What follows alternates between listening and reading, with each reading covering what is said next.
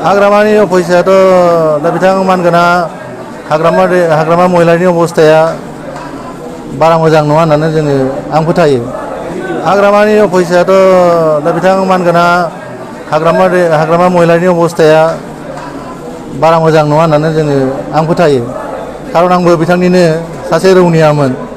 लाइमोन BPFनि आफादगिरि हिसाबै आङो खामानि मावनो मोन्दोंमोन। आङो बिथांनि खोथाखौ A to Z सिम मिथिखागौ आरोखि, बारा बुंलायला, गुरुनि बदनाम खालामनाय रखम जायो।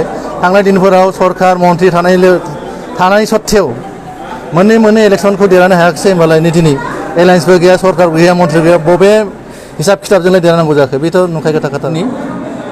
खारन बे ओनसोलनि रायजो राजाफोरा दिनै रोखाखासै। रोखा माने दा जिहेथु इउपिपिएल दलनिनो BTC आव सरखार, दा जाय माबाफोर जुदि आसनि जुदि लुबैयोबा बा माबाफोर जुदि आसनि थायोबा रुलिं पार्टिनि सरकारासो माबा आसनिफोरखौ रुपायन खालामखागोन नालाय। दा दिनै रायजो राजाफोरा जाम्बा जाम्बि नंला, आगोलनि तुलनायाव जथेस्थ' गोरों गोरा जाबाय। बिथांमोना राजनिति खोथाफोरखौ बुजिनो हानाय जाबाय। दा थारैनो जुदि सरकारनि आसनिखौ जुदि आसा खालामोबा सोरखार हान्जायाव थानानै बिथांमोना आसनिखौ लानो हागोन बा लानो हायो होननानै फोथायो आरोखि।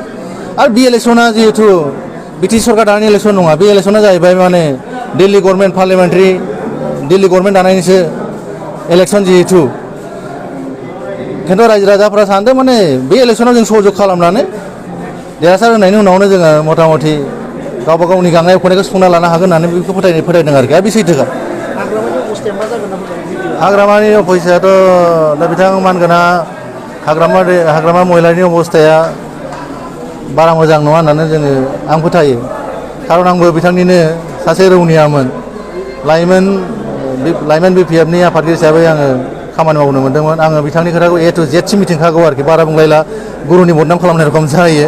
थांनाय दिनफोराव सरखार मन्थ्रि थानाय सत्तेव मोननै इलेक्सनखौ देरहानो हायाखिसै होनबालाय नै दिनै एलायन्सबो गैया, सरखार गैया, मन्थ्रि गैया, बबे हिसाब खिथाबजोंलाय देरहानांगौ जाखो? बेथ' नंखाय खोथा आरोखि। बिथाङा दाखालि फैनानै नोंथांखौ बाखिराम होननानै बुंदों, मा होनदों? बाखिरामा आंनि खेथ्रआव बारा सुट खालामाखै नामा।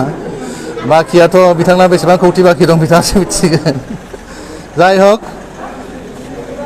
बिथाङा बिदि एसे इथिकिं खालामनाय सभाबा दंखायो। आं बेखौ बारा गाज्रि मोनाखै। बिथाङा मा बुंबाय थाथों, खिन्थु बास्तबआव रायजो राजा बिथांनि सरित्रखौ बुजिनो बाखि गैलासै आरोखि।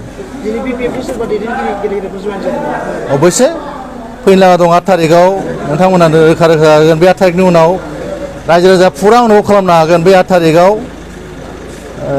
जाय दैदेनगिरिया जइन जागोन, बे आं दिनै नामखौ मुंख'नो लुबैयाखै।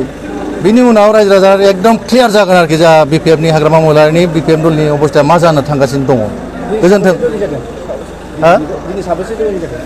दिनै बेयाव 150नि एसे बारा दङ, खिन्थु आरो 5000 जयनिं खालामनो लागा दंबायो आरोखि। दे गोजोन्थों दे।